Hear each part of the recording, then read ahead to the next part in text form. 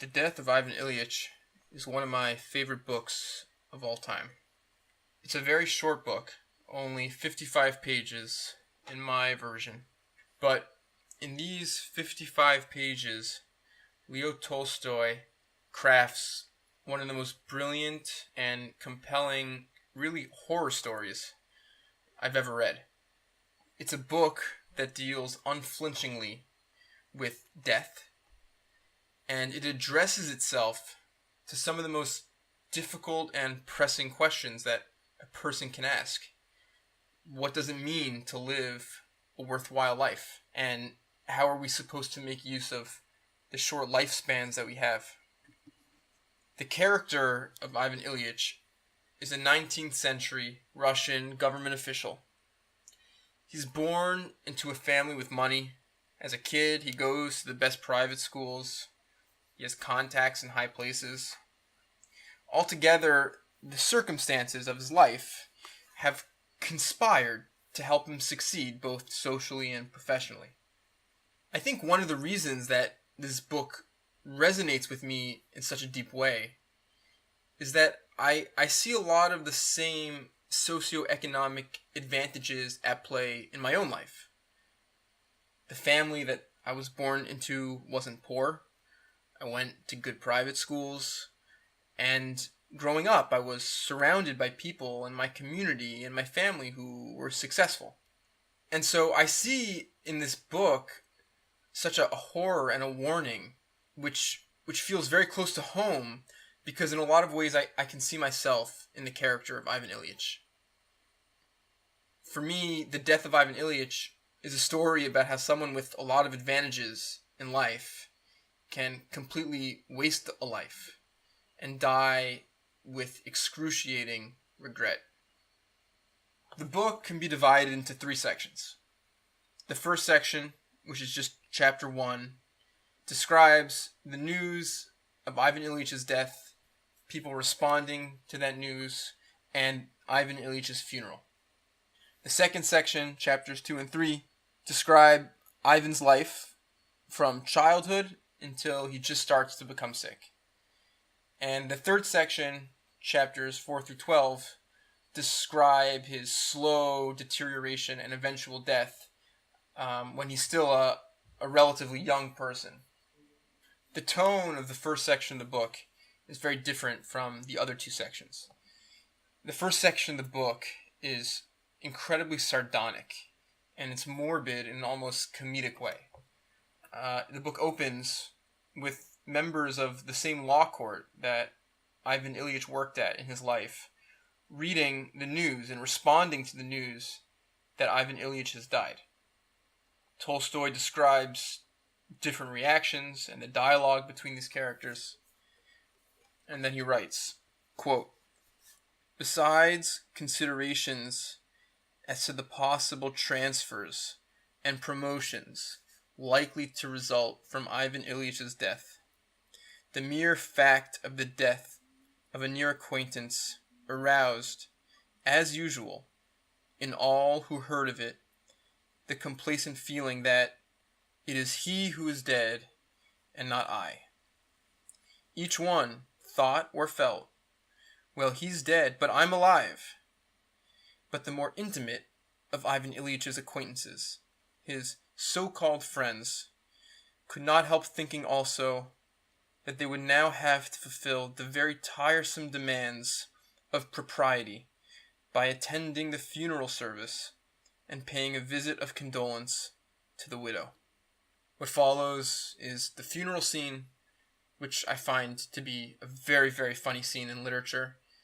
Every character at the funeral feels awkward and out of place, and they all can't wait for it to be over, and they're thinking about what they're going to be doing next. One example of this is Ivan's close colleague, Peter Ivanovich. Quote, "Peter Ivanovich, like everyone else on such occasions, entered feeling uncertain what he would have to do.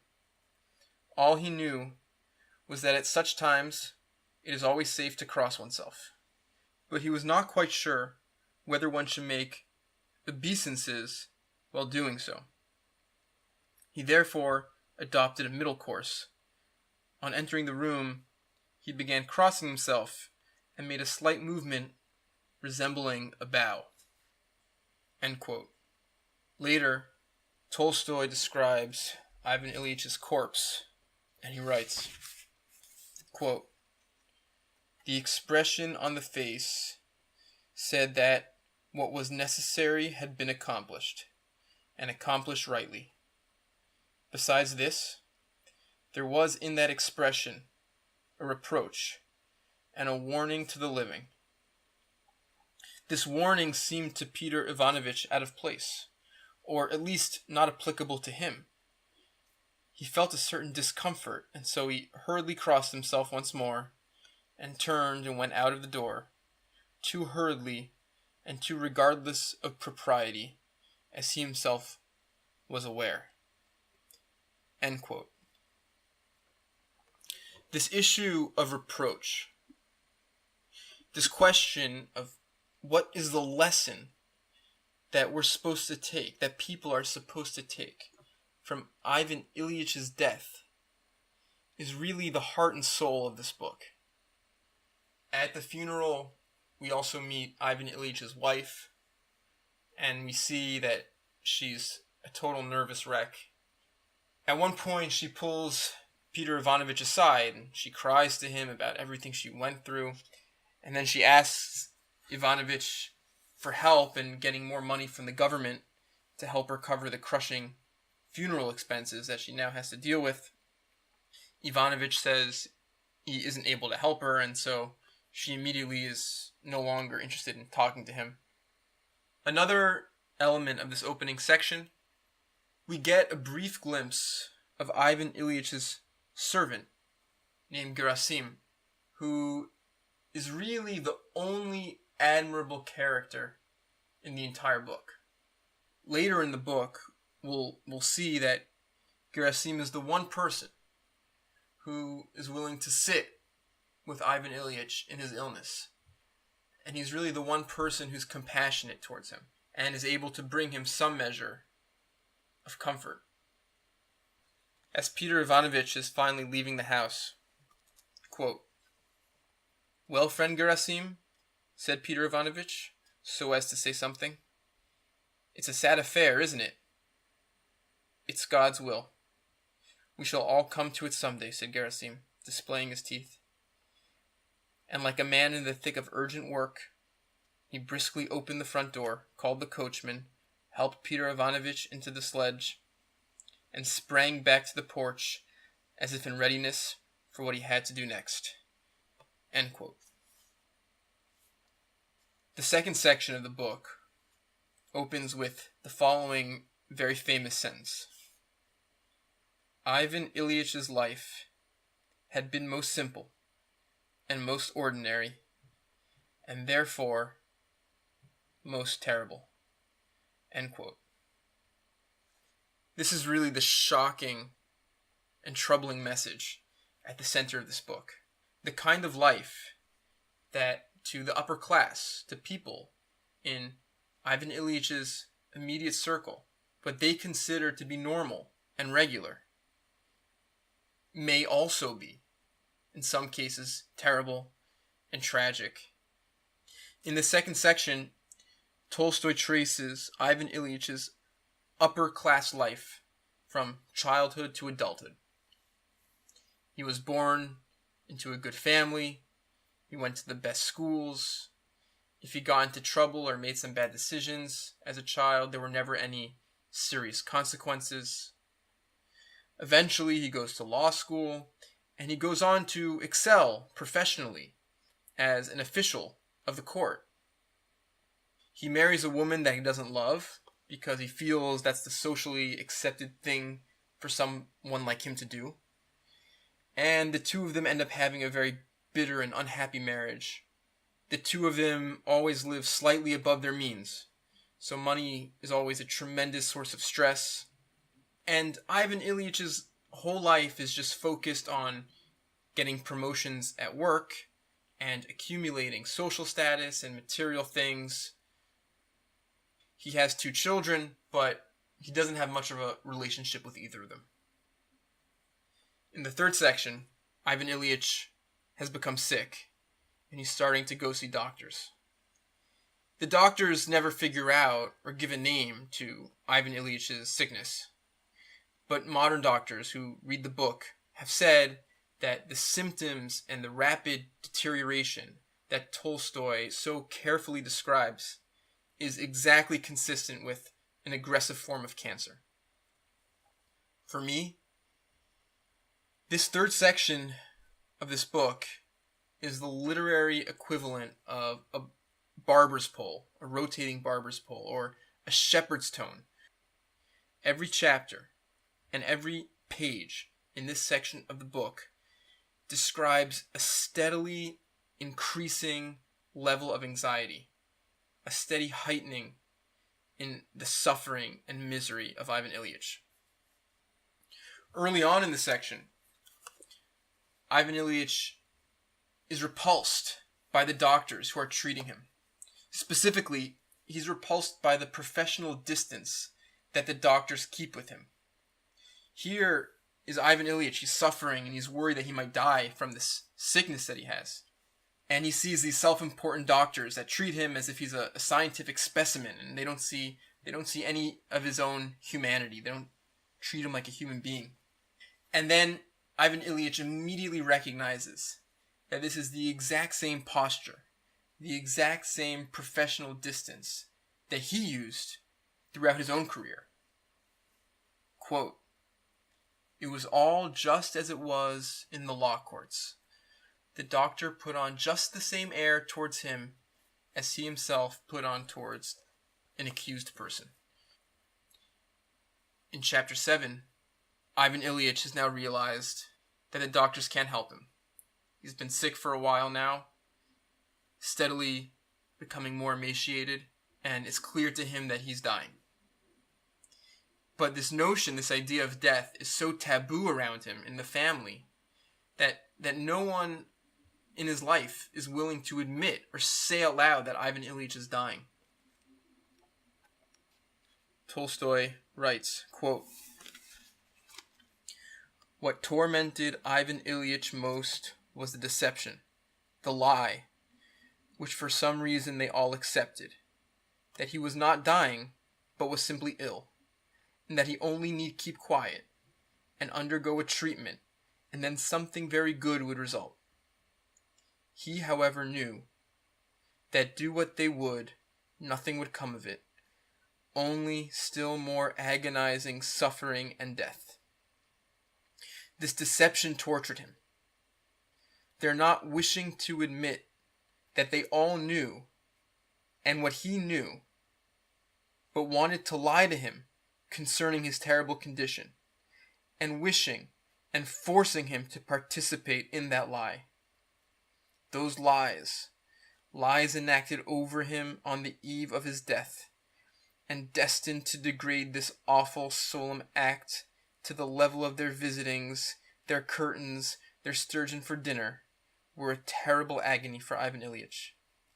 And strangely enough, many times when they were going through their antics over him, he had been within a hairbreadth of calling out to them, 'Stop lying! You know, and I know that I am dying. Then at least stop lying about it.'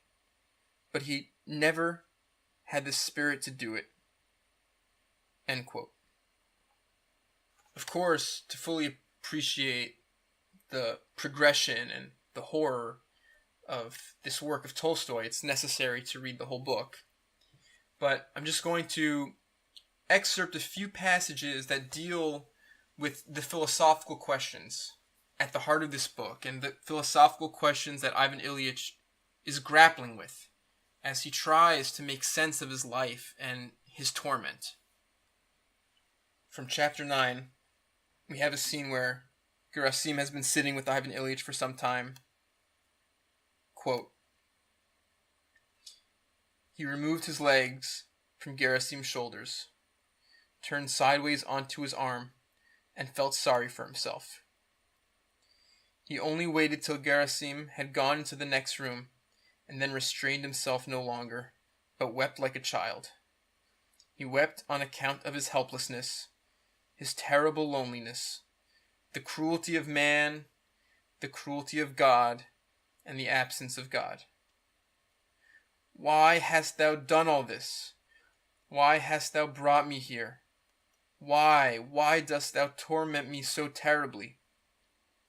He did not expect an answer, and yet wept, because there was no answer, and could be none.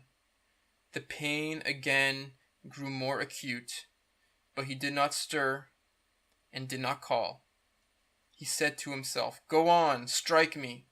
But what is it for? What have I done to thee? What is it for?" Then he grew quiet, and not only ceased weeping, but even held his breath, and became all attention. It was as though he were listening, not to an audible voice, but to the voice of his soul, to the current of thoughts arising within him. "What is it you want?"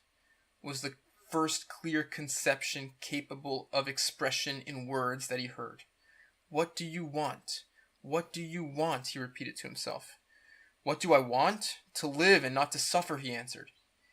And again he listened with such concentrated attention that even his pain did not distract him.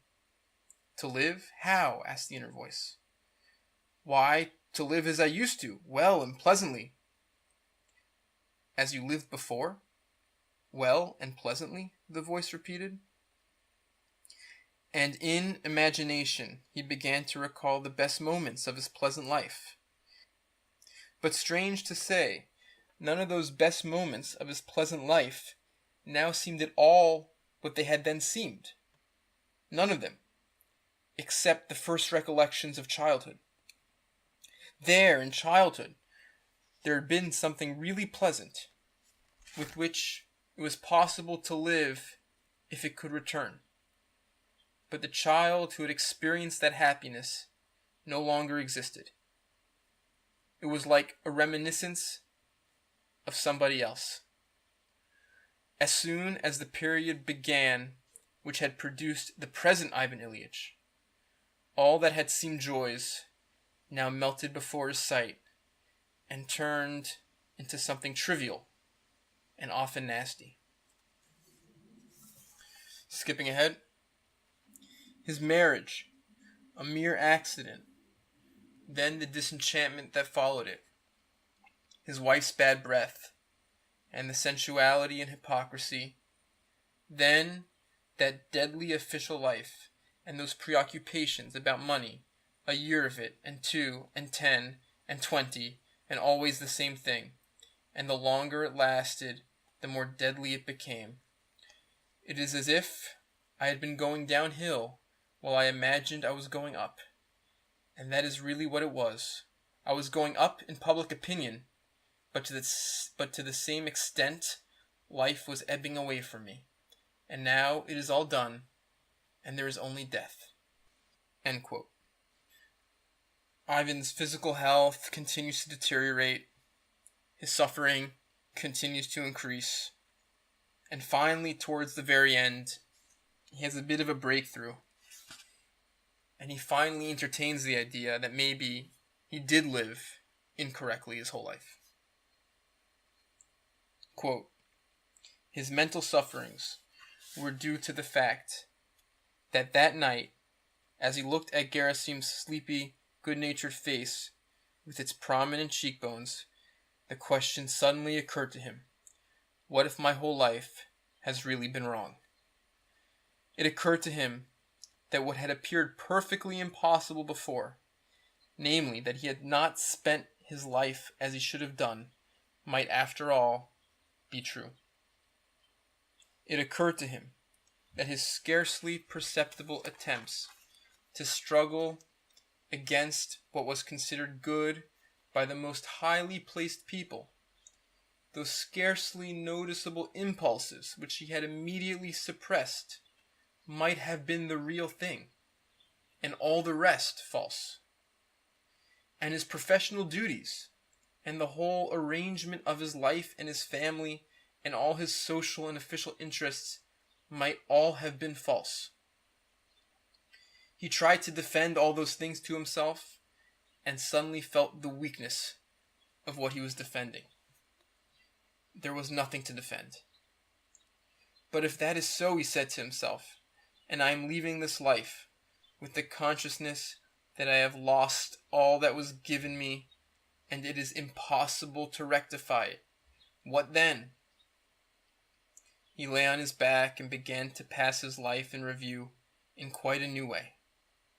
In the morning, when he saw first his footman, then his wife, then his daughter, and then the doctor, their every word and movement confirmed to him the awful truth that had been revealed to him during the night. In them he saw himself, all that for which he had lived, and saw clearly that it was not real at all, but a terrible and huge deception which had hidden both life and death. End quote. There's no question that different readers will walk away from reading this book with different lessons and different messages.